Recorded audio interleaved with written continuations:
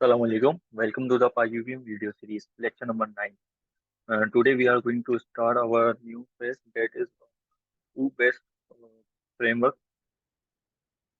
अभी तक इससे पहले हमने विदा कोको टीवी से जो हमने वेज वेरिफिकेशन की थी, जो हमारा फेज 1 था वो कंप्लीट कर ली थी, जिसमें हमने इसकी अंडरस्टैंडिंग और इम्प्लीमेंटेशन की थी। अब आज से हम उसके अंडरस्टैंडिंग और इम्प्लीमेंटेशन स्टार्ट करेंगे, जिसमें हम सीखेंगे कि किस तरीके से हम U-बेस्ड फ्रेमवर्क बना सकते हैं और जिसके जरिए से हम वेरिफिकेशन करेंगे डट की, जो कि कोई से भी डिजाइन अंडर टेस्ट हो सकता है आपका। तो उसको स्टार्ट करने से पहले हम देखेंगे कि हम इसके अंदर ऊप के अंदर क्या क्या करेंगे, जिसमें हम क्लासेस बनाएंगे जो कि होंगी जनरेटर की, स्कोरबोर्ड की और एक टॉप फाइल की। और उसको अंडरस्टैंड करेंगे कि इससे हमें क्या बेनिफिट है, और इनको हम हर एक डिफरेंट फाइल के अंदर इम्प्लीमेंटेशन करेंगे। और उसके बाद हम देखेंगे किस तरीके से हम फाइलों को टॉप के अंदर कॉल कर सकेंगे। तो अगर बात की जाए हमारे डिजाइन अंडर टेस्ट की, तो हमारा सेम है जो कि हम प्रीवियस टीवी से लेते हुए आ रहे हैं, जो कि फुल एड। और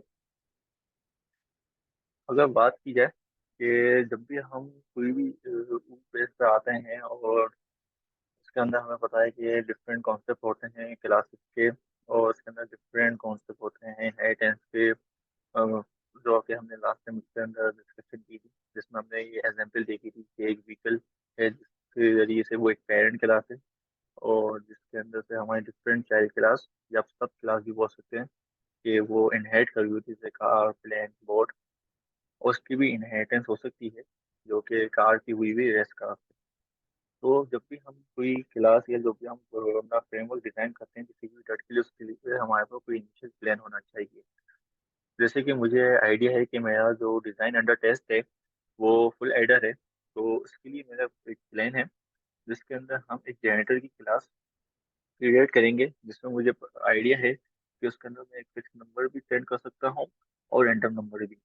तो जो मेरी जनरेटर की जो क्लास होगी उसको मैं parent class as a treat करूंगा, और जो मेरी डिफरेंट जो क्लास होंगी जैसे फिक्स नंबर जनरेटर और रैंडम नंबर जनरेटर जो भी क्लास होगी वो इनहेरिट होंगी जनरेटर क्लास से। और उसके पे हम देखेंगे कि हमें क्या एडवांटेजेस और फीचर्स मिलते हैं, जिससे हमारा फ्रेमवर्क और इजी हो जाता है to design for different dot. तो स्टार्ट करते हैं हम अपनी इम्प्लीमेंटेशन से।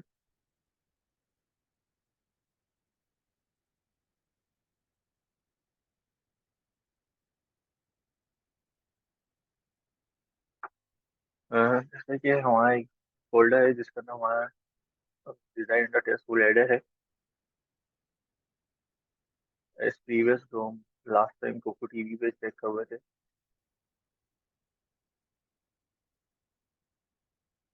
उसके बाद अब हम यहाँ फ्रेमवर्क के अंदर एक अपनी फाइल बनाएंगे जो कि होगी जनरेटर डॉट पी वाई।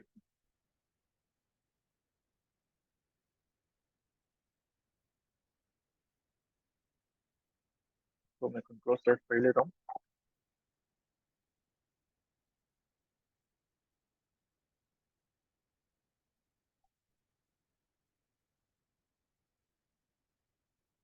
जनरेटर डॉट पी वाई के नेम से स्टार्ट करने से पहले मैं आपको कुछ कॉन्सेप्ट देना चाहता हूँ कि मैं यहाँ उनकी बेसिक इम्प्लीमेंटेशन आपको नहीं सिखाऊंगा, क्योंकि इसकी डिफरेंट वीडियोस आपको यूट्यूब पे अवेलेबल होगी जहाँ से आप सीख सकते हैं। यहाँ मैं सिर्फ आपको वो बेस्ड फ्रेमवर्क क्रिएट करना सिखाऊंगा, मगर हम थोड़ा सा बेसिक देखेंगे कि किस तरीके से ये हमें हेल्प आउट होगी, तो उसकी अंडरस्टैंडिंग आपको मैं प्रोवाइड करूंगा और उसके हम इम्प्लीमेंटेशन भी।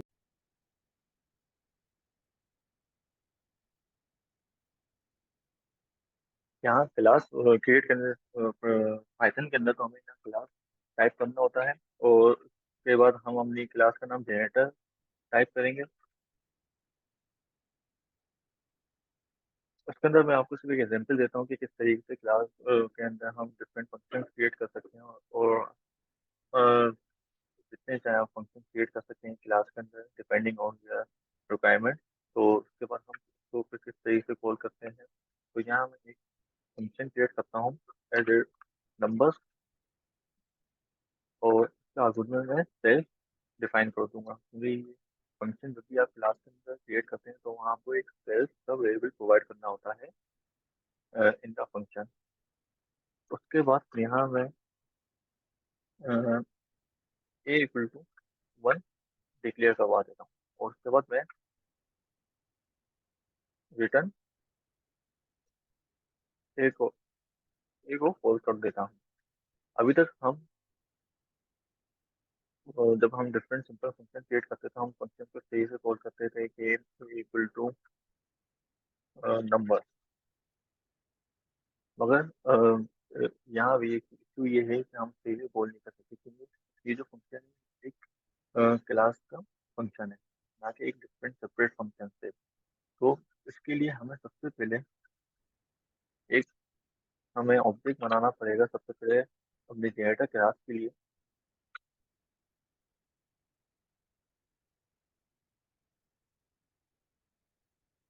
उसके बाद जब हमने जेनेटर का एक ऑब्जेक्ट बना दिया, तो अब हम इस फंक्शन को कॉल कर सकते हैं।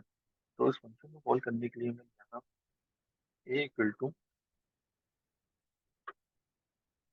जिस ऑब्जेक्ट का मैंने जो क्लास का ऑब्जेक्ट बना था उसको कॉल करके डॉट नंबर डिफाइन कर दूंगा। क्योंकि जब मैं इसे पता है कि मैं एक ऑब्जेक्ट बन गया, तो उसके अंदर मैं इसे एक्सेस कर सकता हूँ फंक्शन नंबर को। तो मैं डॉट करके उस नंबर को एक्सेस कर लिया है मैंने। उसके बाद मैं यहाँ आर्गूमेंट जे डिक्लेयर कर दूंगा। उसके बाद अगर हम प्रिंट करके चेक करें ए, तो हमारे पास प्रिंट में आंसर वन आना चाहिए। तो उसके लिए हम लिखते हैं पाइथन 3 जनरेटर डॉट पी वाई। वन इशू है यहाँ, देख सकते हैं इसको।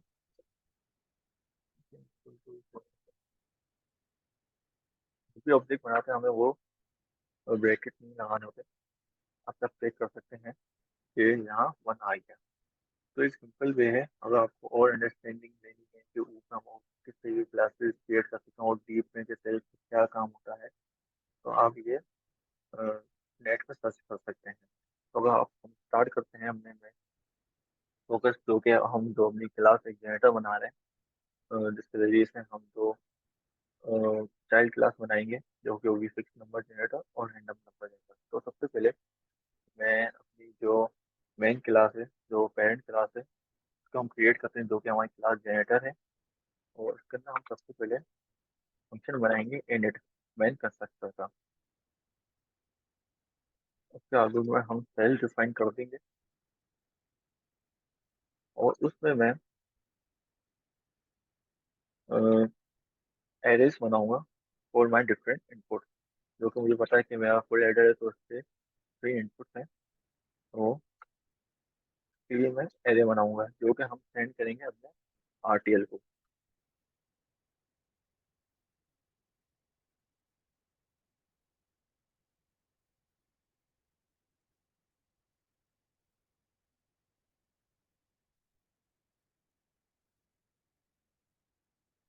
हमारे एक इनपुट ए है, एक इनपुट बी है, और लास्ट वन इज इनपुट सी।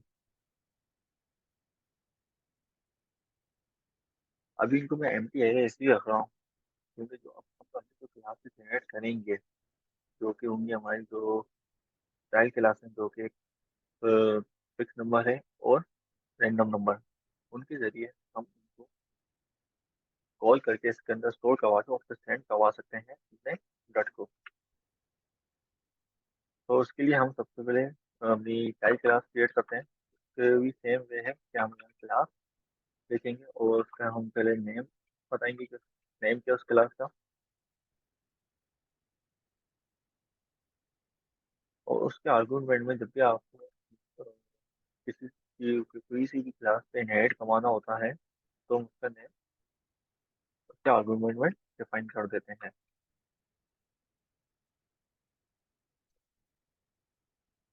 उसके बाद यहाँ भी मैं अपने डिफरेंट फंक्शन क्रिएट करवाऊंगा। जैसे कि सबसे पहले मैं एक फिक्स नंबर वन, तो फिर मैं यहाँ डिफरेंट फंक्शन क्रिएट करवाऊंगा। तो उसके लिए मैं यहाँ इसके लिए इसका पहले ने मैंने रखा है फिक्स नंबर वन। उसके अंदर मैं पहले लूंगा आर्गूमेंट में। उसके बाद मुझे पता है कि मेरे जो फिक्स नंबर हो सकते हैं वो 10 में से ही हो सकते हैं, जो कि मैं यहाँ इनपुट ए इक्वल टू 1, क्योंकि डिपेंडिंग ऑन द जो मेरा जो RTL है वो 1 बिट का है, तो मैं 1 प्लस 0 में से ही प्रोवाइड कर सकता हूँ उसको, जिसके लिए हम लास्ट टाइम करते हुए आ रहे हैं इसको। इनपुट बी में मैं 0 और इनपुट सी में इक्वल टू 1 डिक्लेयर कर देता हूँ। उसके बाद मैं इन सब तीनों को वैल्यूज को इनके अपने एरेज के अंदर सेव करवा देता हूँ, जो कि है save dot input A dot append, और उसके अंदर मैं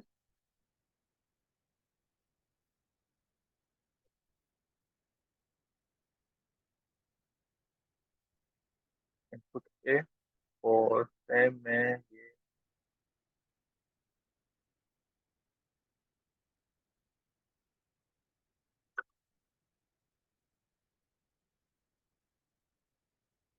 इनपुट वीकली भी करूँगा मैं।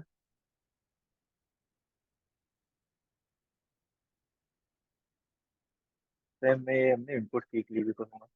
अगर बात की जाए, जब हम उसका अंडरस्टैंड करते हैं कि इसमें हुआ क्या है, हमारे पास 3 डिफरेंट इनपुट के जो फिक्स नंबर है वो डिक्लेयर है यहाँ, जैसे इनपुट ए के अंदर 1 है, इनपुट बी के अंदर 0 है, इनपुट सी के अंदर 1 है। अब मैंने यहाँ सेव करके इसके अंदर अपेंड करवा इनपुट ए को, अगर देखा जाए ये क्लास आ जाती है, ये फंक्शन आ जाती है, ये डिफरेंट क्लासेस जो इनहेरिट हो रही है जेड से, मगर ये अलग फंक्शन है। और इसके अंदर ये 3 डिफरेंट हमने इनपुट डिक्लेयर किया, उसके अंदर पे हमने सेव डॉट इनपुट ए के अंदर उनकी वैल्यू सेव करवा दी, जो कि यहाँ जाके होगी। ऐसा मुमकिन नहीं हो सकता था अगर मैं यहाँ इसको रिमूव कर देता, तो ये कभी भी डिटेक्ट नहीं कर पाता कि ये सेव डॉट इनपुट ए है क्या। वो मुझे एरर देता और कहता कि आप इसको वही सेव डॉट इनपुट ए किया, आप इसको पहले डिक्लेयर करें, वरना मैं इसके अंदर अपेंड नहीं कर सकता। जब मैंने इसको उसमें जनरेटर ऐड करवा दिया, तो ये जो चीज़ें हैं वो इनहेरिट कर सकता है ये फिक्स जनरेटर, क्योंकि ये इसकी चाइल्ड क्लास है। तो ये सेम चीज़ें वो ये इनहेरिट कर सकता है, मगर ये जो चीज़ें हैं वो पेरेंट क्लास कभी भी इनहेरिट नहीं कर सकती, क्योंकि एक कॉन्सेप्ट होता है इनहेरिटेंस का, जिसमें आपकी जो पेरेंट क्लास होती है वो इनहेरिट कर सकती, जो चाइल्ड क्लास होती है वो इनहेरिट कर सकती है सिर्फ पेरेंट क्लास की चीज़ें। जैसे कि मैंने किया है, जैसे कि मैंने यहाँ डिफरेंट फ्री एरियाज को इनहेरिट किया है इसके अंदर, और उसको यूज़ किया है मैंने। अगर हम उसको चेक करते हैं रन करके, और यहाँ मैं रिटर्न की करवा देता हूँ,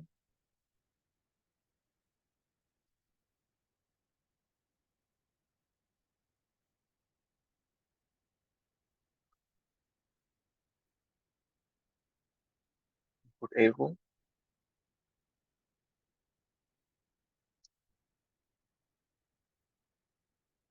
इनपुट बी को, और इनपुट सी को, और उसके बाद मैं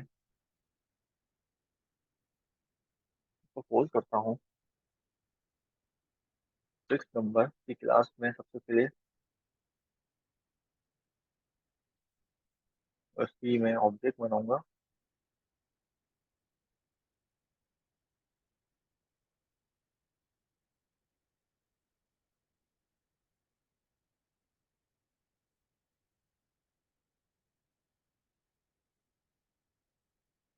तो क्या होगा, फिक्स जनरेटर की क्लास का ऑब्जेक्ट मैंने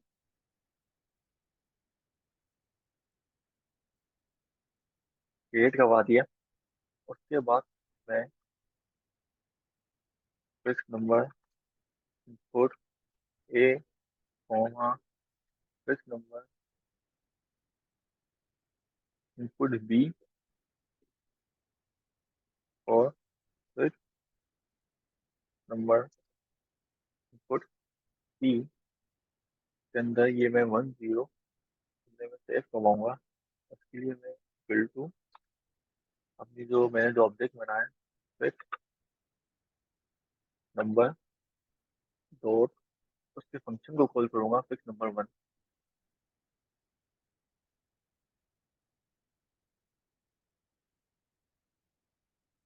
और उसके बाद मैं ये आर्गुमेंट और उसके बाद मैं प्रिंट करके चेक करूंगा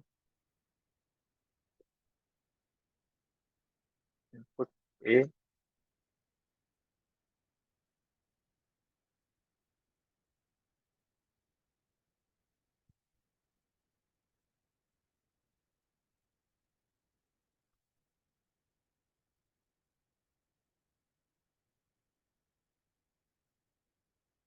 इनपुट बी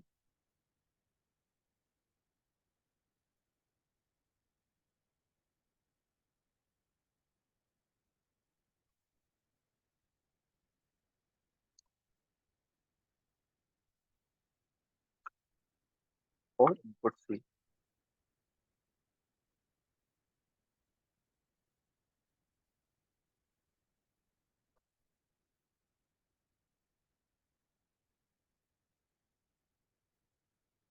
ये प्रिंट एफ जो मैंने लिखा ये एक न्यू वे है पाइथन की जो अपडेट पैकेज हुई थी लास्ट ईयर। तो उसमें तरीका होता है कि साहब आपको प्रिंट भी करना है और साथ साथ आपको उससे जो ये जो वेव है उनको भी प्रिंट करना है। तो एक वे होता है इसको प्रिंट करने का।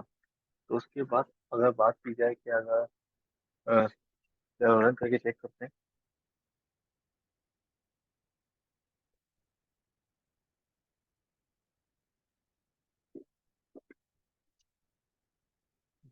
ठीक है।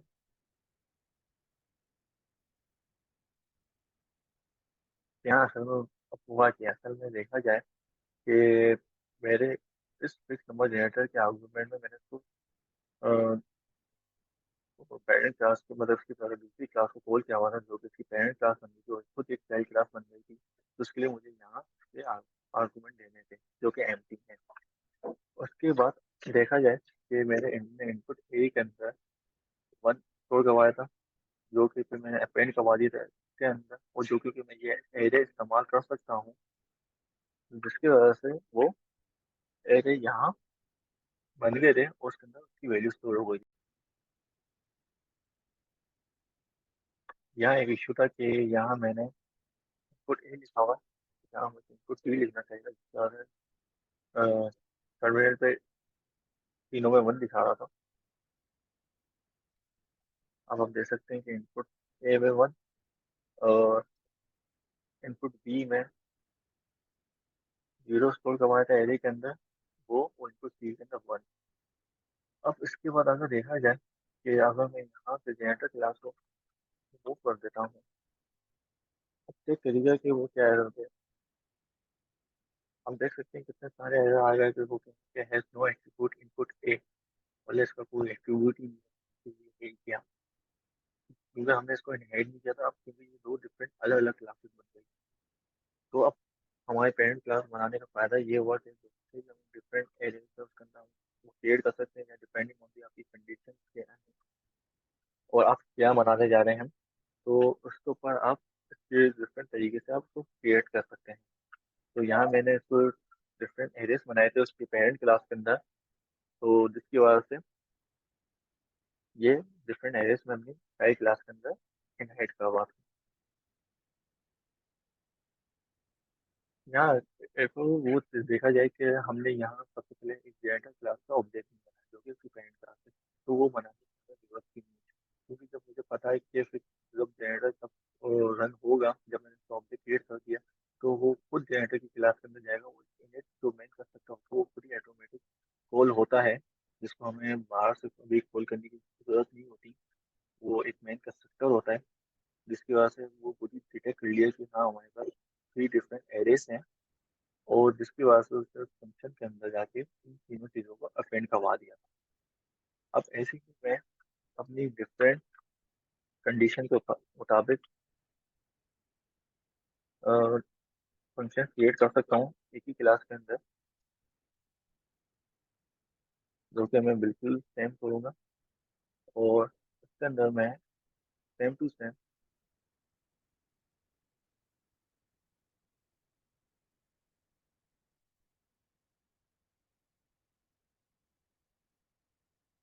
ये क्रिएट कर सकता हूँ।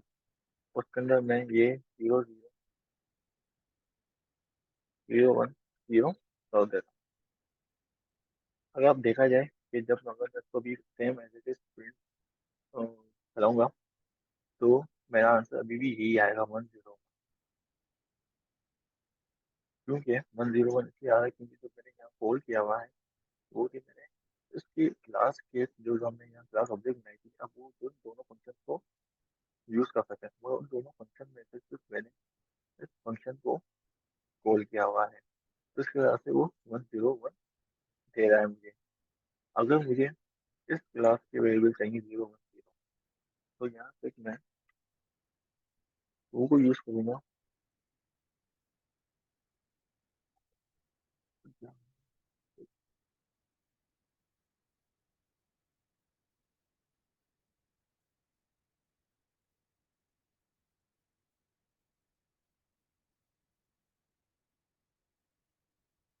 पहले इंस्पेक्टिंग इस क्लास को एरर दे रहा था।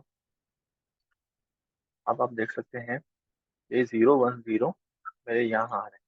डिपेंडिंग ऑन द मैं अपने आर्टिकल को कौन से इनपुट सेंड करना चाहता हूँ। अगर मैं चाहूँ तो मैं इन दोनों फंक्शन को कॉल कर सकता हूँ एक साथ ही। तो उसके लिए मैं यहाँ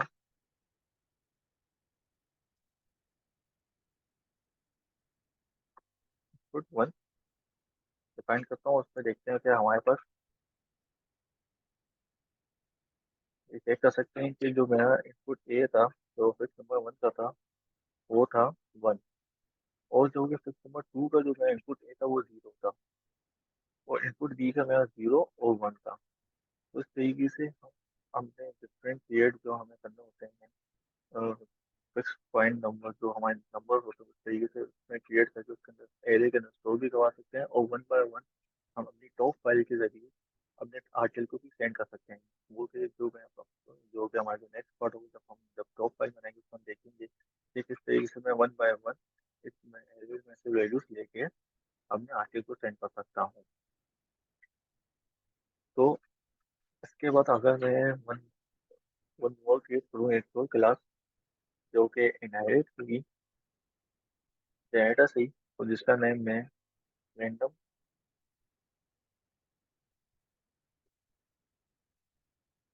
जनरेटर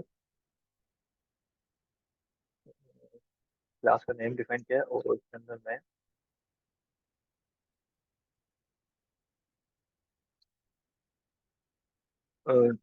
जनरेटर को इनहेरिट का उसका आर्गुमेंट में डिक्लेयर करवा दिया, जिससे वो इनहेरिट हो गई। जो कि अब ये फाइल क्लास है रैंडम जनरेटर, अपने पेरेंट क्लास में हो गए है जनरेटर। इसके अंदर भी हम सेम फंक्शन क्रिएट करेंगे, डिफाइन रैंडम नंबर,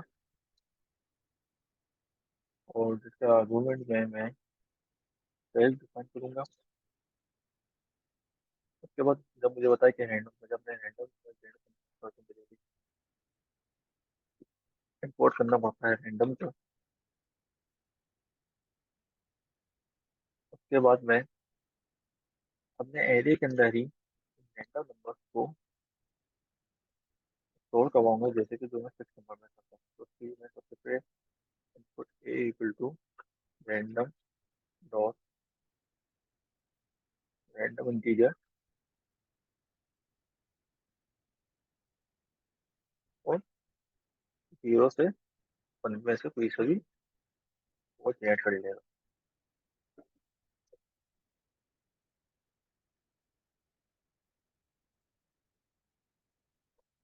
ऐसे ही मैं अपने इनपुट बी के लिए करूंगा और इनपुट सी के लिए।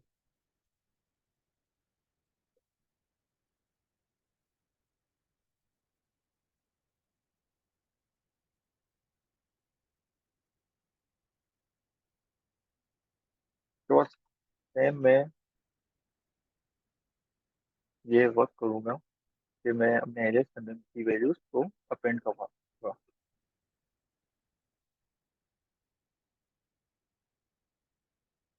इनपुट ए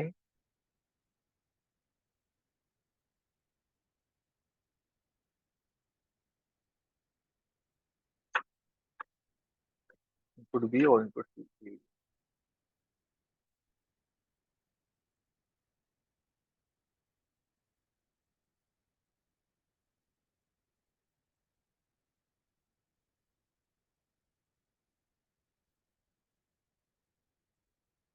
उसके बाद मैं रिटर्न सेम करवा देता हूँ।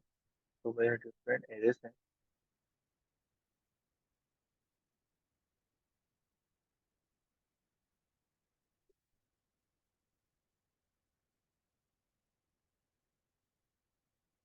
सेम में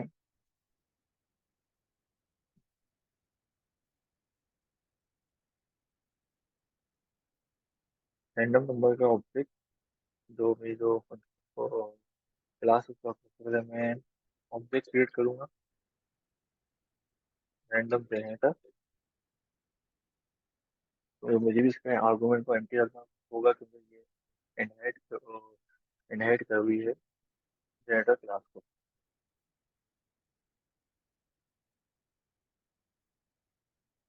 उसके बाद मैं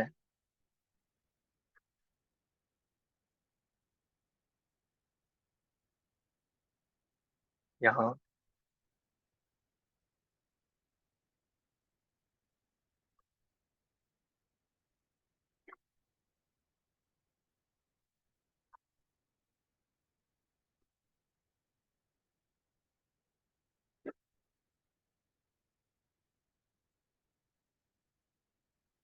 रैंडम नंबर के फंक्शन को कॉल करूंगा।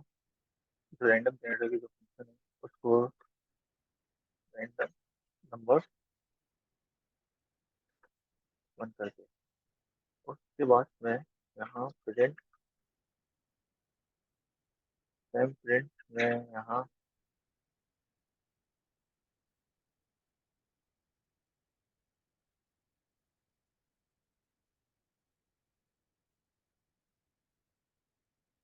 अभी के मैं फिक्स नंबर्स की क्लास जो ऑब्जेक्टिव भी मैं कमेंट आउट कर देता हूँ।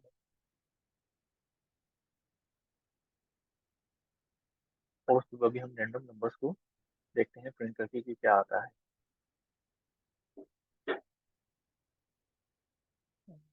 अब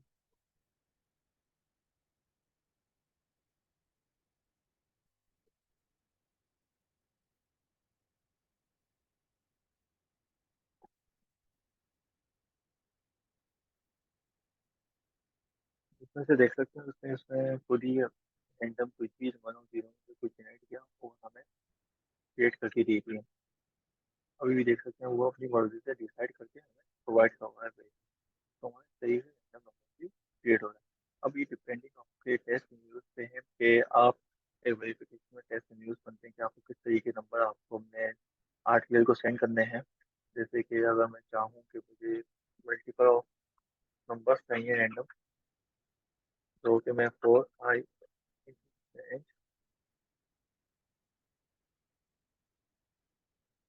एन टाइम कोई मुझे नंबर जनरेट हो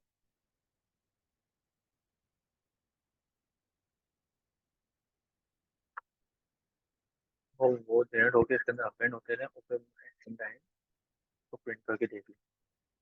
इसमें से आप देख सकते हैं कि इनपुट ए कितने 10 टाइम नंबर जनरेट हुए और बी कितने जनरेट हुए और फिर इसको हम अपने टॉप फाइल से 1 बाय 1 सेंड कर देंगे आरटीएल को। तो इसी तरीके से अगर मैं अपने फिक्स नंबर को ओपन कर लेता हूँ और इसमें मैं सबसे पहले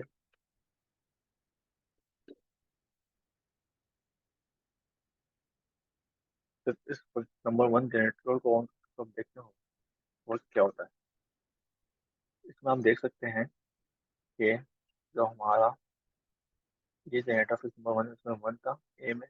तो ऊपर ए में 1 है तो 0 है तो 0 है कुछ सी में 1 है। अगर आप मैं इसको यहाँ से चेंज कर देता हूँ तीनों में कर देता हूँ तो मैं इसको चेक कर लेता हूँ।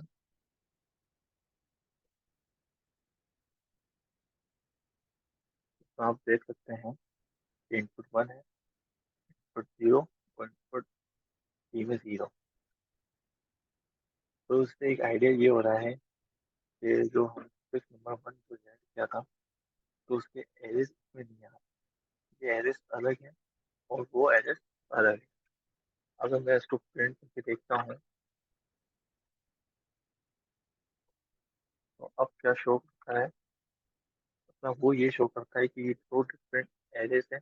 जैसे कि आप सपोज कर रहे थे कि हम यहाँ जब फिक्स नंबर जनरेटर टू को कर रहे थे तो वो एक साथ एरे बना के दे रहे, क्योंकि वो एक ही क्लास के ये दो सेम, मतलब डिफरेंट फंक्शन थे मगर वो एक सेम क्लास के ही थे। यहाँ क्या है कि ये दो डिफरेंट क्लासेस हैं तो इन दोनों का आपस में कोई लिंक। हाँ, इन दोनों का लिंक सेम एक क्लास से लिंकेज जो कि है हमारी जनरेटर की क्लास से। अब जब ये एक क्लास है जिनके सेम फंक्शन है, जब हम इसके अंदर अपेंड करोगे तो एरेस, तो वो दोनों सेम एरेस को कंज्यूम समझते हैं, जिसकी वजह से वो हमारे सेम एरेस के अंदर वैल्यू आएंगी। अब ये एक डिफरेंट क्लास है और वो एक एरेस को एक इसके लिए वो समझता है कि ये इसके लिए एरेस है जिसके अंदर वो डिफरेंट रैंडम नंबर अपेंड करता है। जिस तरीके से आप देख सकते हैं, हम अब अपने जो अपने टॉप जो फाइल क्रिएट करेंगे उसके अंदर हम दोनों को ही कॉल कर सकते हैं और इन दोनों के अंदर ही हम ये डिफरेंट टाइप की जो हम टेस्ट मेमोरी बना सकेंगे, जिसमें हम सबसे पहले फिक्स नंबर सेंड कर दें जो कि वन वन वन हो। तो ये फिर उसके बाद हमारे जो रेंडम नंबर जो जनरेट हुए हैं और जो अपेंड हुए हैं एरे, और इनको हम वन बाय वन सेंड कर सकते हैं नहीं टॉप फाइल से। तो आज के लिए thank you so much. I hope आपको इस चीज़ की अंडरस्टैंडिंग आई होगी कि हमारे क्या बेनिफिट हो सकते हैं कि जनरेटर क्लास के अंदर हमने जो जो टू डिफरेंट क्लास बनाए और उसके अंदर भी हमने डिफरेंट फंक्शंस बनाए और किस तरीके से हम ये काम कर सकते हैं। तो अब अपनी नेक्स्ट वीडियोस में हम इसको और एडवांस करेंगे और देखेंगे किस तरीके से हम ट्रेंड कर सकते हैं अपने टच को। Thank you so much.